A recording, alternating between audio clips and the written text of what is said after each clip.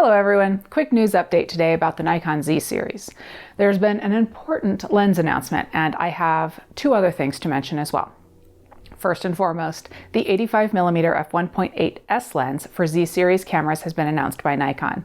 Nikon has shared these beautiful sample images captured with this new lens. And I would expect nothing less than spectacular image quality considering what I've seen from my own Z lenses. This 85mm will be available in September.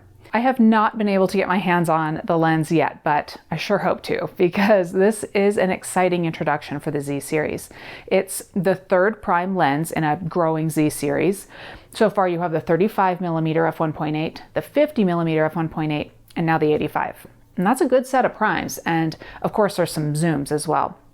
One interesting thing about the Z series at this point, which I think is kind of neat, is that there aren't a whole lot of choices, and that may sound strange, but it simplifies things. If you need a portrait lens, there's one 85mm lens. If you like normal field of view, there's the 50mm. And if you like something a little bit wider, there's the 35. And then there's that handful of zoom lenses. Incidentally, I have purchased both the Z6 and the Z7 and all of the available lenses except for the 50mm prime. So I will link to any videos that I have right now where I feature them down in the description. So stay tuned for more on that as it is released. Like I said, I hope to get my hands on one of these beauties to show you all.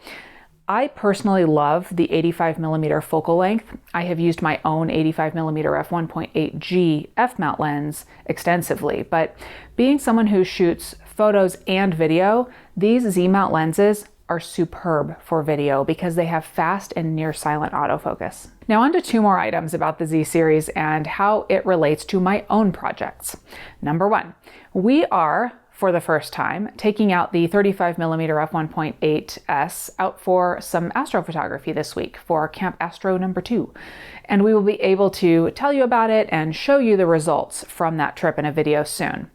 And then the second project is a deep dive video, and actually Raymond is heading up this one, where we are going to push the new Z series firmware with the new eye autofocus and tracking as far as we can, and then show you the strengths and the weaknesses. We'll show you what we see through the viewfinder as we're taking photos, and we will give you all of our tips and tricks on working with subject tracking and eye autofocus with the Z series.